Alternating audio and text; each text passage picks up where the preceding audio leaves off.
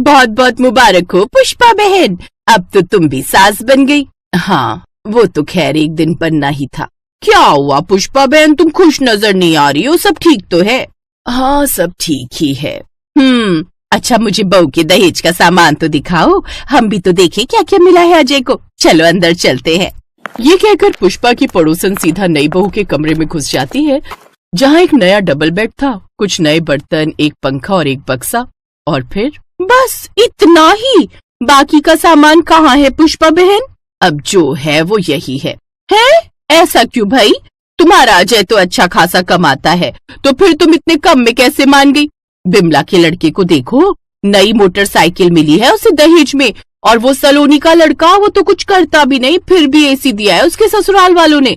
अपनी पड़ोसन की बातें सुनकर पुष्पा का गुस्सा बढ़ता ही जा रहा था। देखो, वहाँ उधर खाना तैयार है, चुपचाप जाकर खाओ और अपने घर चली जाओ, समझी?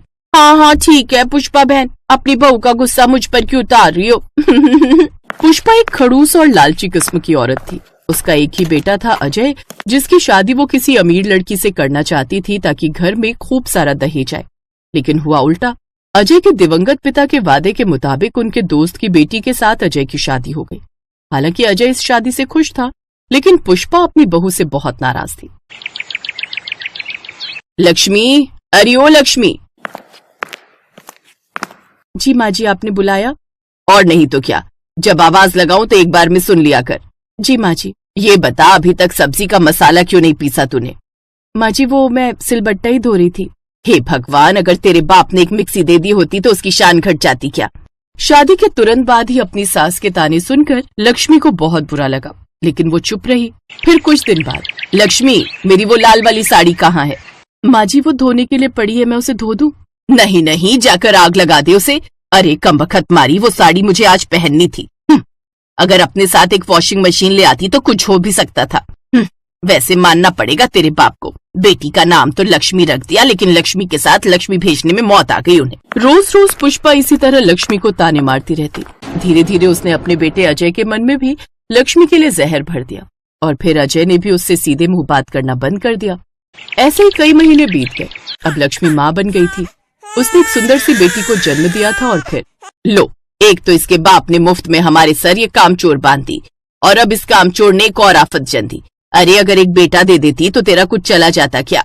तू तो दहेज लाई नहीं, अब इसका दहेज कौन भरेगा? ऐसे कुछ और साल बीत गए। बस अब बहुत हो गया, खुद तो दहेज में कुछ लाई नहीं, और इस करमचली ने ऐसी लड़की पैदा की है कि घर का सारा सामान नाश कर रही है। निकल यहाँ से, अभी की अभी निकल। माँ जी, ये क्या कह रही हैं आप? ये आपकी पोती है। तो तू भी निकल इसके साथ। आज से इस घर के दरवाजे तेरे और तेरी बेटी के लिए बंद हैं। जाओ, जाकर भीख मांगो, कुछ भी करो, पर दोबारा यहाँ मत आना, समझी? पुष्पा ने ये कहकर लक्ष्मी और उसकी बेटी को घर से निकाल दिया।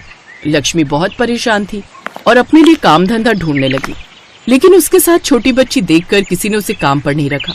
लेकिन फिर एक दिन वो एक अनाज मंडी में पहुंची, जहाँ ट्रक से अनाज की बोरियां उतारी जा रही थी, और पास ही एक सेठ बैठा हुआ था। सेठ जी, मुझे काम चाहिए। अरे पर तुम्हारे लायक मेरे पास कोई काम नहीं है। यहाँ तो मजदूरों का काम है, ट्रक में अनाज की भारी भारी बोरियां उतारनी और चढ़ानी होती हैं। साहब, मुझ पर मेरी 5 साल की बच्ची की जिम्मेदारी है, जिसका पेट भरने के लिए मैं हर काम करूंगी। तो एक काम करो, जरा ये बोरी उठाकर तो दिखाओ। सेठ ने एक बोरी की तरफ इशारा करके कहा। वैसे तो बोरी बहुत भारी थी, पर उससे भारी बोझ लक्ष्मी के कंधों पर आ गया था। ना जाने उसमें कहां से इतनी ताकत आ गई कि उसने वो बोरी एक झटके में अपनी पीठ पर उठा ली। ये देखकर सेठ हैरान रह गया।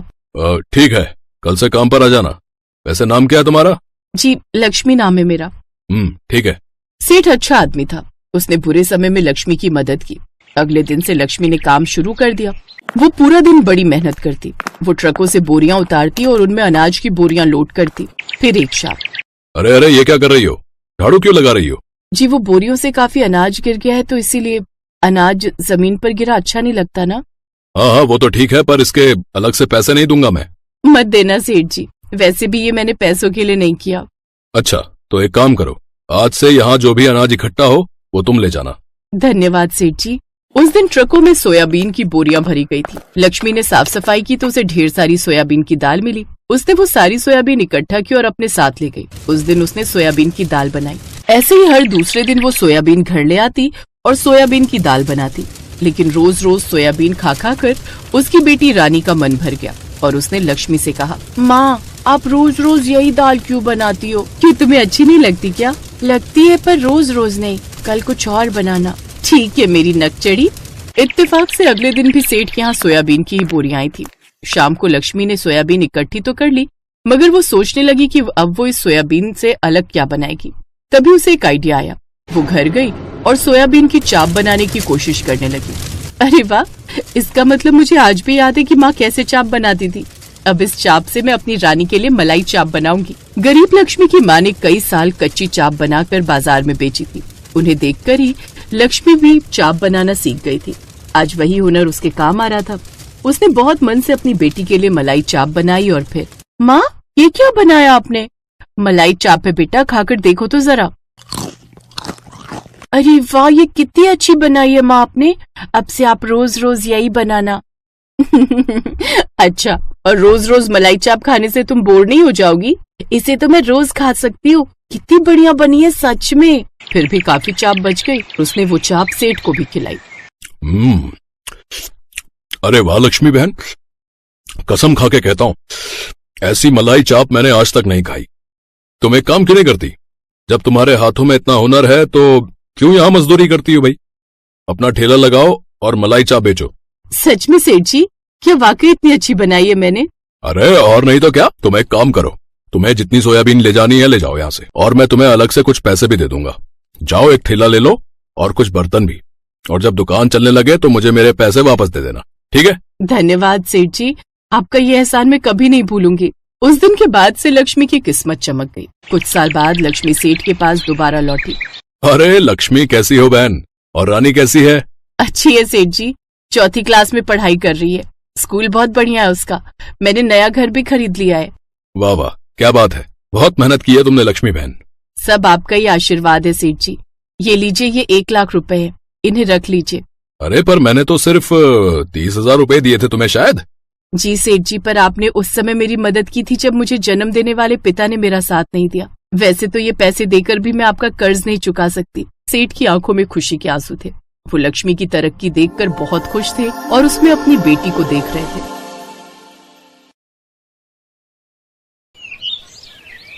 ये कहानी है सरिता की, जो एक छोटे से गांव में अपने पति केशव और 4 साल के बेटे बंटी के साथ रहती थी। अरे सुनती हो? अरे कहाँ हो? जी आई। क्या हुआ जी, बड़े खुश लग रहे हो? अरे बात खुशी की ही है।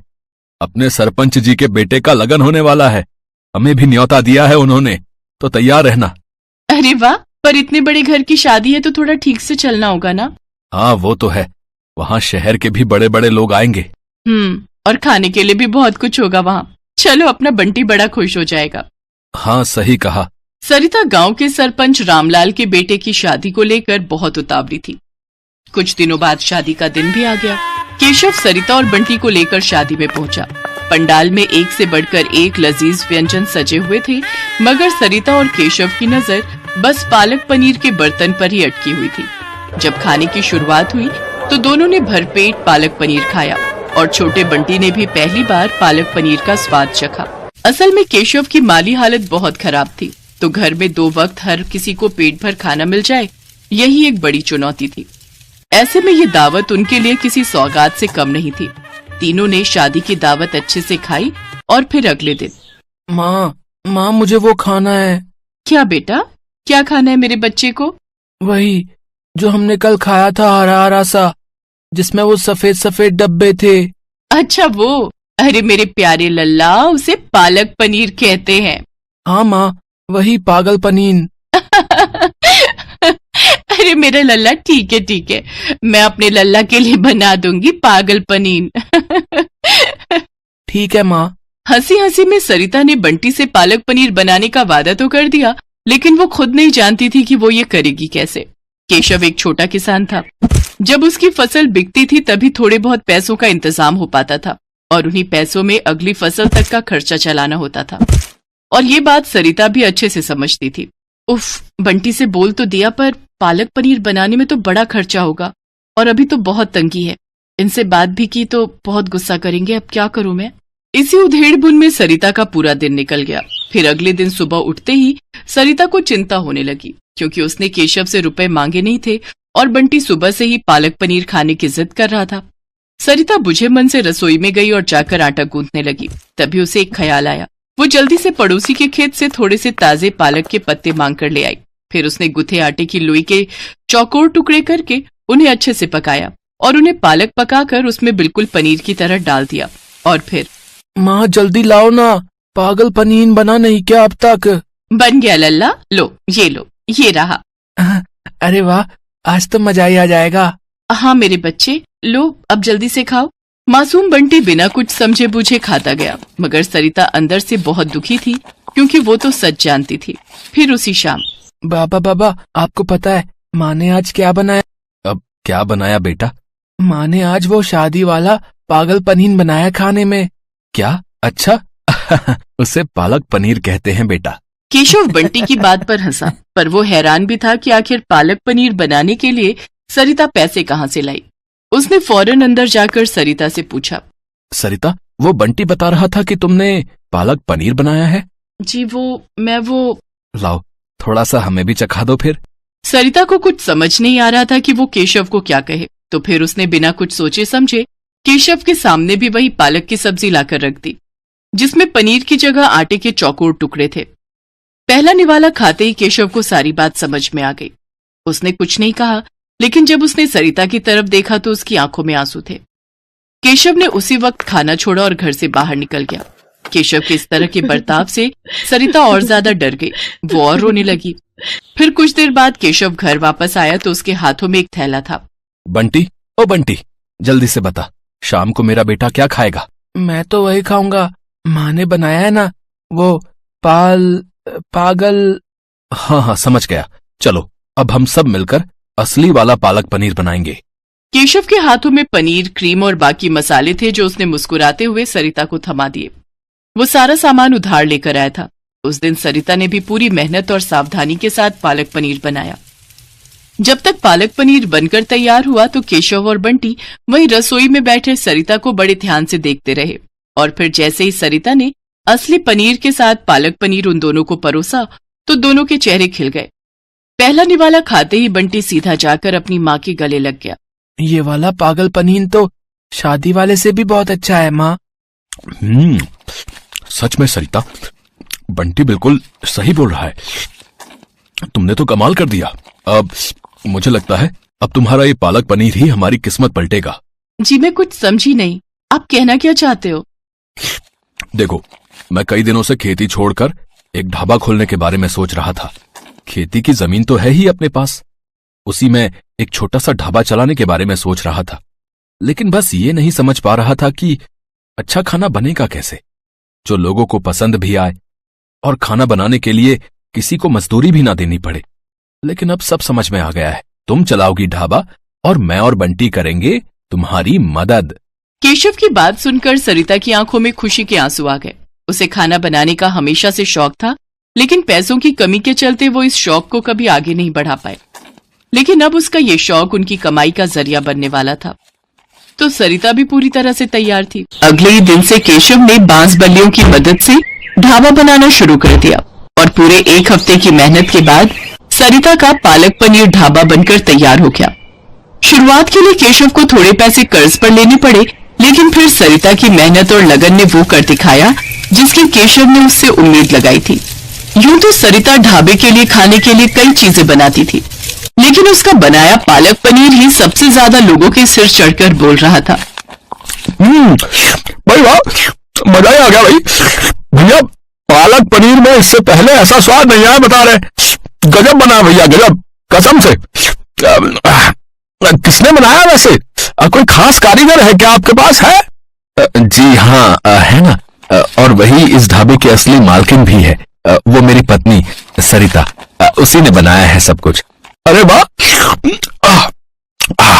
ये तो बहुत बढ़िया बात है भैया। तो फिर ठीक है, देखो भैया, अगले महीने मेरे घर में दावत है, तो दावत के खाने का पूरा ऑर्डर आपका है। बस इतना बताओ कि एडवांस कितना देना है। अरे आपका बहुत बहुत शुक्रिया साहब, लेकिन खाने में क्या क्या बनाना है पहले ये तो बताइए। भाई अपनी तो एक ही डिमांड है, बिल्कुल ऐसा ही पालक पनीर है, बाकी सब आप देख लेना। करीब 250 लोगों की दावत है। और हाँ, एक बात और, ये दावत निपटा लो, फिर एक काम और है आपसे। जी वो क्या? मेरा बेटा इंटरनेट पर हुनरमंद लोगों की वीडियोस बनाकर डालता है। हाँ, और मुझे पूरा विश्वास है कि आपका ढाबे का वीडियो इंटरनेट पर धमाल मचा देगा। सरिता के बनाए पालक पनीर और उसके ढाबे को अब पहचान मिलने जा रही थी। केशव और सरिता बहुत खुश थे, लेकिन सबसे ज्यादा खुश था बंटी। आखिर हर रोज उसका मनपसंद पागल पनीर